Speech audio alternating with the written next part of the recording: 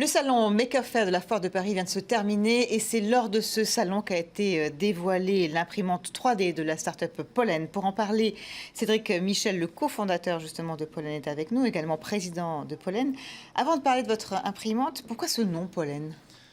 Pollen, avant tout parce que les matériaux que nous utilisons sont des matériaux sous forme de granulés de microbilles, qu'on peut voir devant. Ces matériaux-là illustrent ce que le pollen a de plus intéressant, c'est-à-dire la plus petite unité de création naturelle et végétale.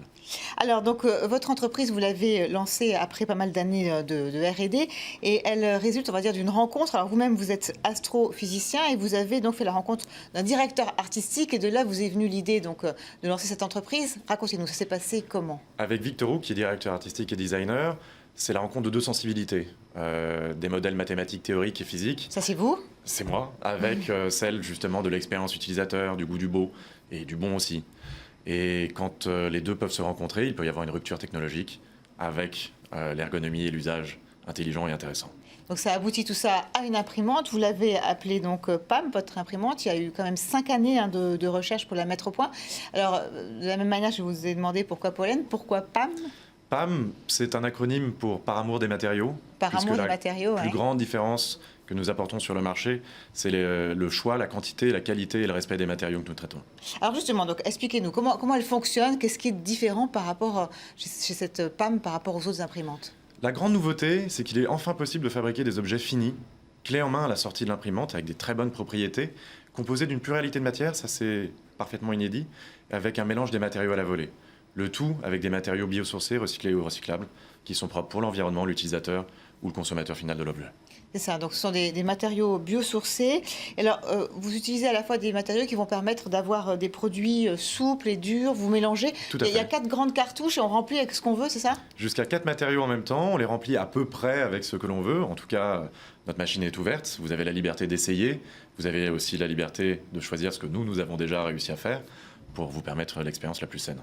Et alors l'innovation, c'est que justement, on n'est plus obligé d'utiliser peut-être alors des sortes de poudres ou des filaments. Vous avez finalement squeezé une étape dans le développement de la machine. On a court-circuité toute la chaîne d'approvisionnement et de conception des matériaux pour aller vraiment à l'origine, là où les matériaux sont de plus grande qualité, à la sortie des manufacturiers de matériaux, les chimistes, pour avoir la meilleure qualité, donc le prix le plus bas, ça c'est très important, et un sourcing quasi immédiat. C'est ça, donc vous êtes en quelque sorte l'ubérisation de l'imprimante 3D, c'est ça?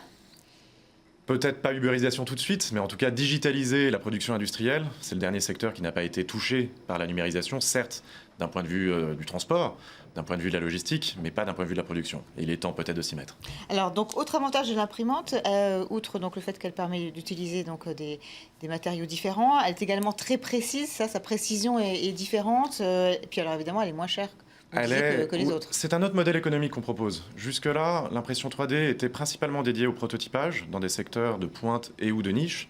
Désormais, on veut démocratiser l'impression 3D avec notre technologie et avec PAM pour que ça fasse, pour donner jour à la production de masse de produits uniques.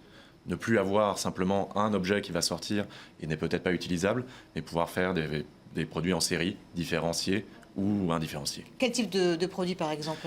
Des lunettes, des chaussures? Des paires de chaussures. Dans l'univers du sport, des ailerons. Vous pensez à des ailerons de surf, de wakeboard, ou de kitesurf d'ailleurs, pourquoi pas. On travaille aussi beaucoup dans l'univers de la mode, avec des nouveaux alliages de matériaux flexibles, dynamiques, avec des mémoires de forme. On peut faire des tissus avec des imprimantes 3D. Ça n'est pas du tissu, mais c'est tissé.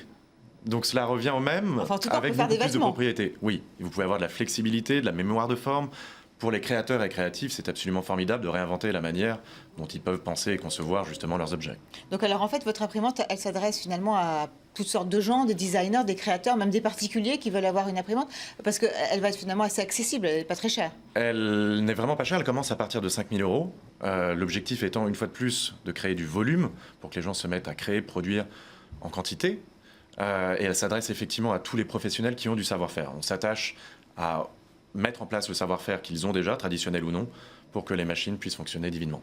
Donc alors on peut à la fois personnaliser sa production, évidemment ne plus avoir de stock. Est-ce que vous pensez justement que ce marché de l'imprimante 3D, c'est, on va dire, les prémices d'une véritable révolution? On parle de la 3e révolution industrielle, que ça va complètement changer nos modèles, peut-être justement éviter qu'on aille faire des choses à bas coût chez les Chinois, qu'on va relocaliser notre production?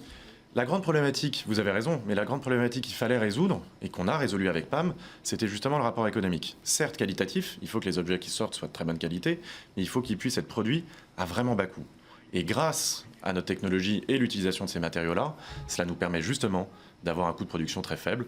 Une monture de lunettes, par exemple, avec notre système PAM, permet d'être fabriquée en moins d'une demi-heure, entre 8 centimes d'euros et 15 centimes d'euros. Donc une vraie révolution a priori pour vous quand même? Pour nous, une vraie révolution. On attend surtout de voir ce qui va sortir de nos clients et de nos partenaires, qui eux vont justement opérer la révolution. Alors aujourd'hui, vous collaborez déjà donc, avec des laboratoires de recherche de la SNCF, d'Intel. Vous avez déjà commencé à vendre votre imprimante? On a commencé à vendre l'imprimante de manière non officielle, à partir depuis quelques jours. Elle est officiellement en commande, lancée, en commande et présentée à la Maker Faire, comme vous le disiez. Et les livraisons vont s'étaler, ont déjà commencé et vont s'étaler tout au long de l'année pour atteindre à peu près 200 unités livrées en mars 2017. Alors donc pour arriver donc à la lancer, vous avez réussi à lever presque 1,5 million d'euros auprès de Business Angel. Alors, il y a Scientipol Initiative, BPI France. Et un réseau de Business Angel absolument formidable qui nous soutiennent depuis le début et on est persuadé qu'ils nous soutiendront encore. Comment vous avez fait justement pour les convaincre alors? On a fait le parti pris fou de faire une révolution technologique, une vraie rupture technologique. 5 ans de R&D, c'est extrêmement long dans notre secteur d'activité, c'est proche du médical. Et quand ils ont vu les preuves de concept, la qualité de sortie de ce que la machine pouvait faire. Ça les a convaincus? Ils étaient convaincus. Alors du coup, aujourd'hui, vous êtes 12 personnes. Vous comptez embaucher, j'imagine? 12 personnes aujourd'hui, 14 personnes d'ici 2 semaines, et une vingtaine d'ici la fin de l'année 2016. Et après, on verra. Après, vous espérez peut-être encore vous développer à l'étranger également? On a l'ambition de tâter le marché américain dans le courant de l'année 2017. Qui est aujourd'hui le plus gros marché, mais tout en restant bien français, avec les équipes de R&D et le siège en France. Effectivement, donc on reste bien français donc pour cette imprimante et pour l'entreprise Pollen. Merci beaucoup Cédric Michel d'être venu nous parler de tous ces nouveaux développements, de ces marchés qui vont révolutionner donc notre industrie pour l'avenir. Tout de suite, d'autres infos, vous restez bien sûr sur LCI.